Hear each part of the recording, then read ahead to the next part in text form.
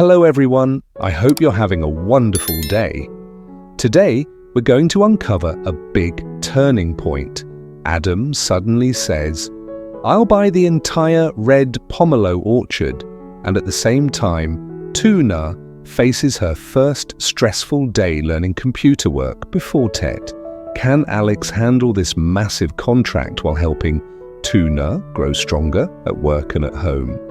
If you enjoyed this story, don't forget to subscribe so you won't miss the next videos. Morning light slipped through the old wooden slats and painted pale stripes across Alex's desk. His phone vibrated softly in his hand, and when he answered, Adam's voice came through warm but decisive. He was on his way. Alex stood up at once. A quiet hope flickered in his chest because the red pomelo orchard could become a serious TET contract. He stepped onto the porch and breathed in fresh air. In the distance, rows of pomelo trees waited, leaves glossy, fruit turning that vivid red customers wanted near TET. Lately, things had finally started to line up. Raw materials were stable, both factories were running at full capacity, and now there was a chance to expand with Adam as a long-term buyer. Alex smiled, but pressure sat under the pride. It was trust, and trust was the one thing you couldn't afford to mishandle. He grabbed his keys and drove out, tires humming along the red dirt road.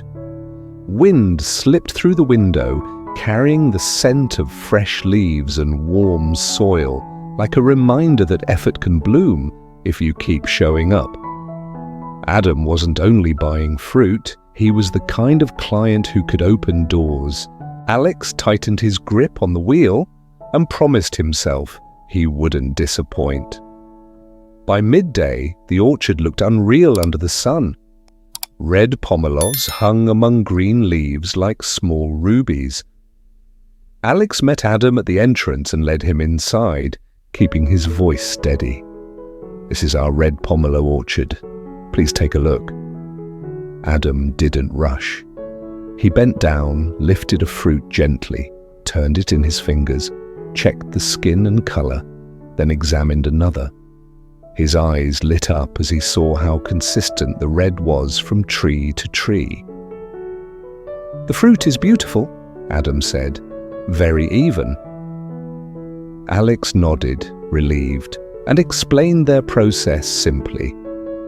Some bags had been removed so the fruit could absorb more sunlight. The color was about 90% done, and within days it would reach that deep red customers loved. They walked along the paths while Adam observed. Each nod felt like a brick placed into a future partnership. Alex felt pride. This orchard wasn't just land, it was months of sweat. But he also felt that nervous edge because one mistake could undo everything. Adam stopped at a heavily loaded tree and estimated the weight. "Nearly 2 kilos each." Alex smiled. "On trees like this, we keep around 250 to 300 fruits," he said, "all grade A." Adam nodded again, clearly impressed.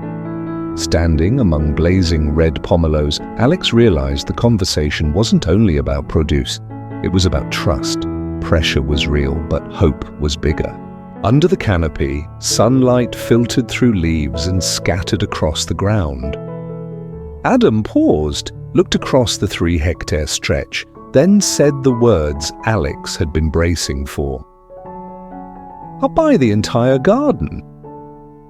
For a second, Alex felt his lungs expand like he'd been holding his breath all day. Then the next feeling arrived, responsibility. 30,000 fruits was a massive opportunity and a massive job. Adam moved straight into details. Packaging needed to look good for TET, styrofoam boxes for display fruit, minimal bagging so the skin stayed clean and glossy. Alex nodded, repeating the points in his head. They passed a section where fruit was still bagged, and Alex explained that those bags would come off in a few days for final coloring. Adam seemed satisfied, and the mood shifted from testing to confidence.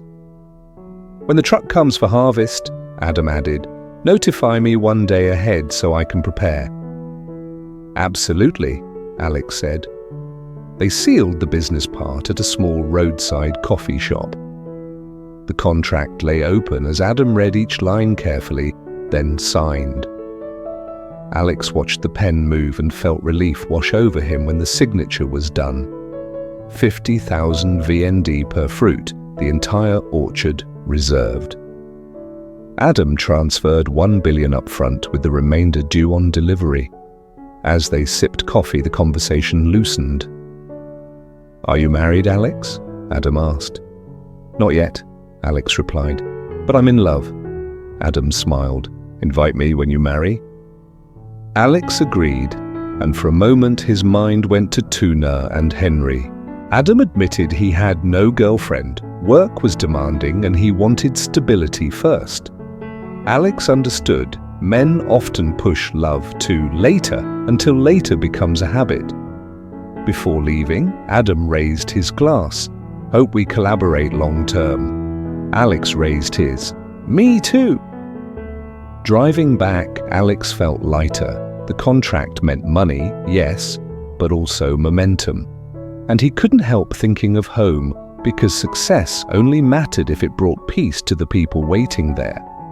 At the factory, the air felt different. White fluorescent light spilled over a computer screen as Lan sat ready.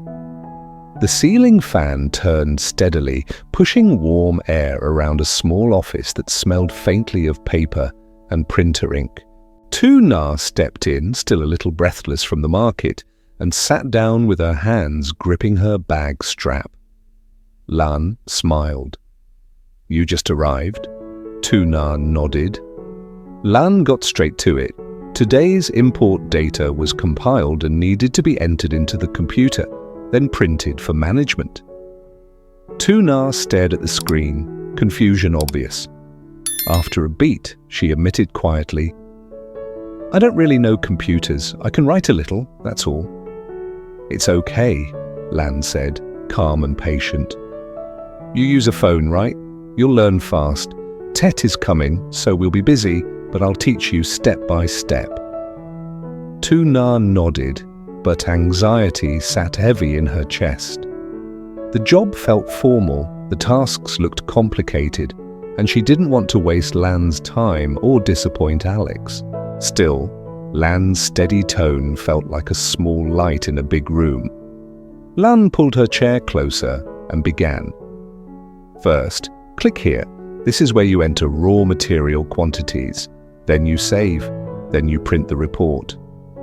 Tuna's hand trembled slightly as she touched the mouse. Lan repeated patiently, not rushing her, letting her try again and again. Tuna typed slowly, checking each number twice. Lan pointed out shortcuts, explained the fields, and reminded her why accuracy mattered, especially as Tet orders increased. I'm scared I can't keep up, Tuna admitted, eyes down. Lan looked at her with warmth. You can. Keep practicing. I'll guide you thoroughly, but you have to try. Tuna took a breath and tried again. This time, her fingers moved with a little more confidence. Lan nodded. See, you're learning. By late afternoon, Alex returned to the farm with the contract's excitement still buzzing in his chest. The moment he saw Tuna, his voice softened. How was learning today? Tuna told him Lan talked carefully, but she still felt behind and nervous. Alex listened, hand resting on her shoulder. Learn slowly, he said. I'm here. We'll figure it out. They checked on Henry together, asleep and peaceful. Alex adjusted the blanket, and Tuna stood close, heart warming in the quiet. In that small room, they felt it clearly. Their bond wasn't only romance, it was responsibility tomorrow and the choice to build something steady together. Alex lingered by Henry's bed a little longer than he needed to.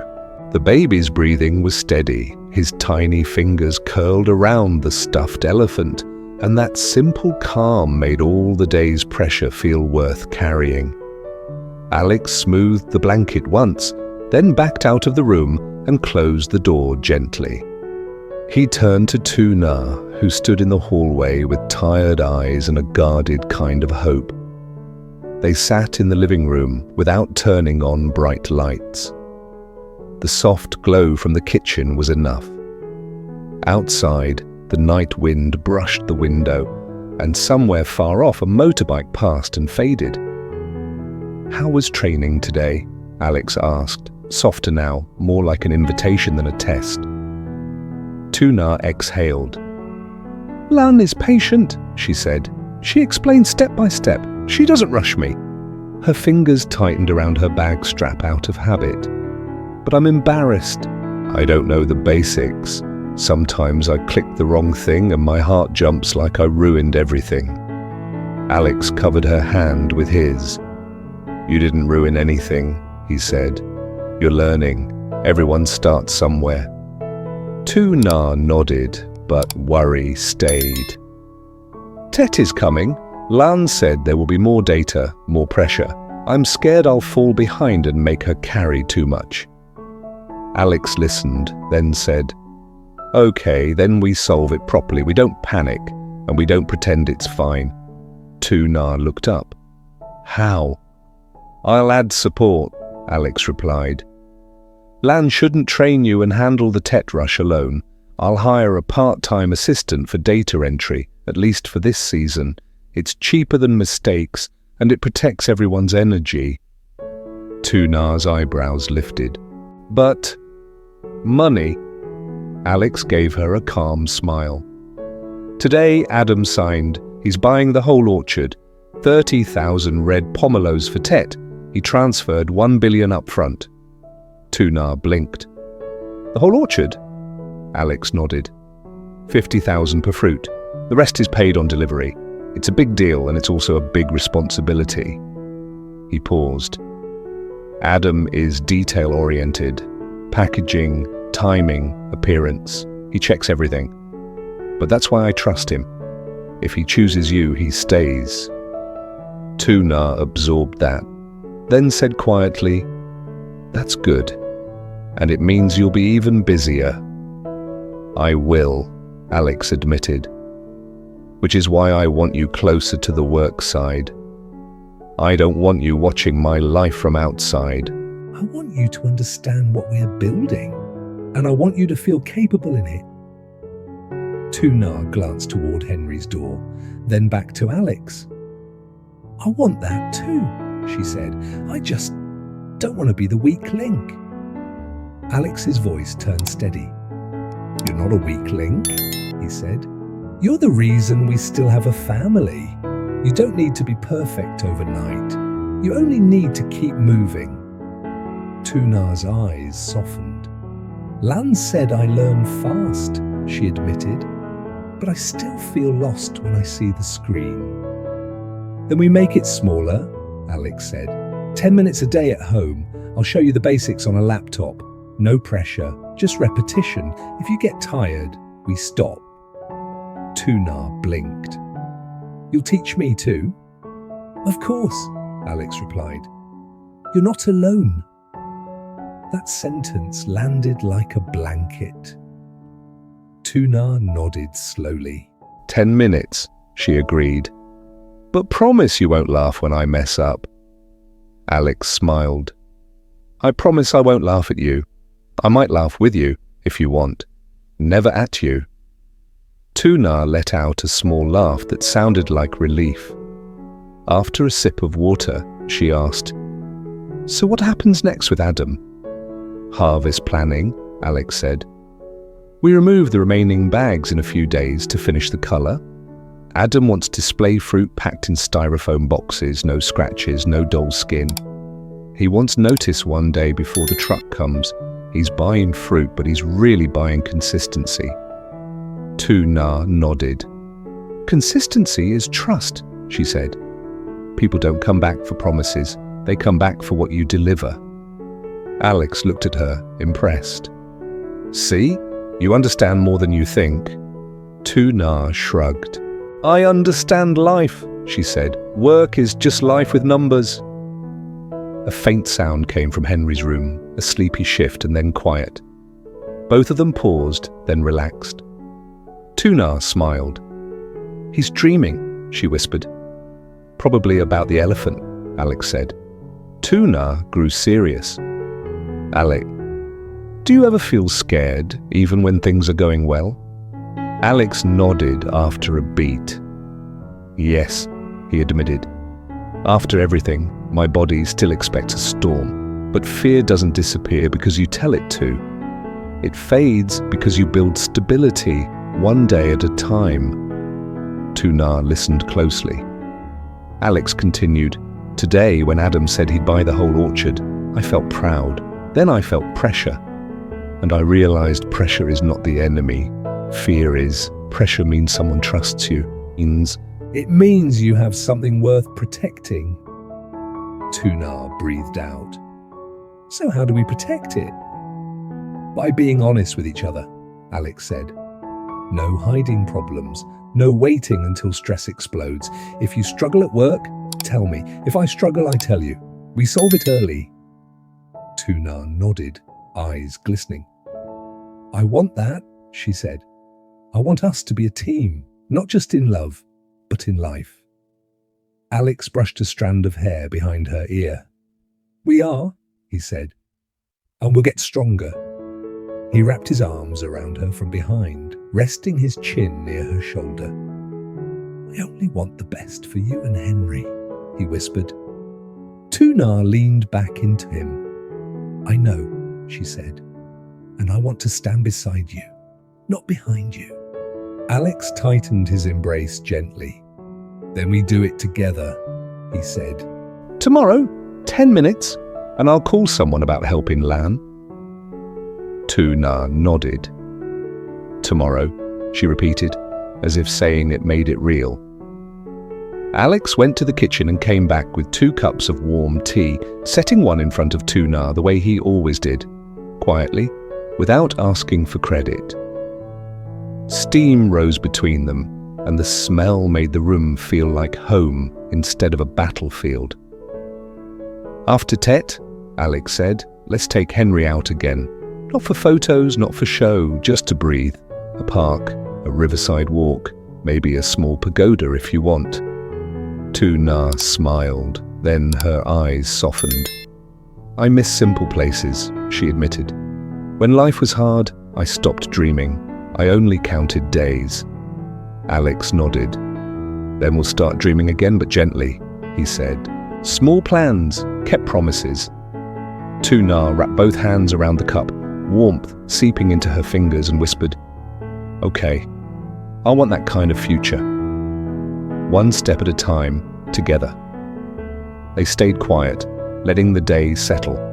A major contract, a new job, Tet pressure getting closer.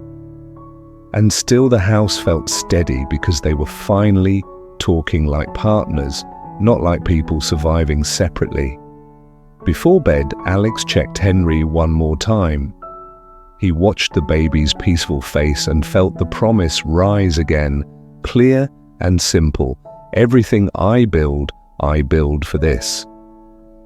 Alex receives a call from Adam and rushes to his red pomelo orchard, hoping to secure a major Tet contract. Under the midday sun, Adam inspects the fruit, praises its consistent color and quality, and shocks Alex by saying he will buy the entire garden, about 30,000 pomelos. They finalize terms at a roadside cafe, 50,000 VND per fruit, with 1 billion VND paid up front, and the remainder due on delivery, setting strict packaging and harvest notice requirements. Meanwhile, Tuna begins training in the factory office with Lan, feeling anxious because she lacks computer skills and fears slowing everyone down as Tet approaches. Lan patiently teaches her step by step, and Tuna begins to improve. That evening, Alex returns home encouraged by the deal, reassures Tuna, plans extra help for Lan, and promises they will face the busy season together.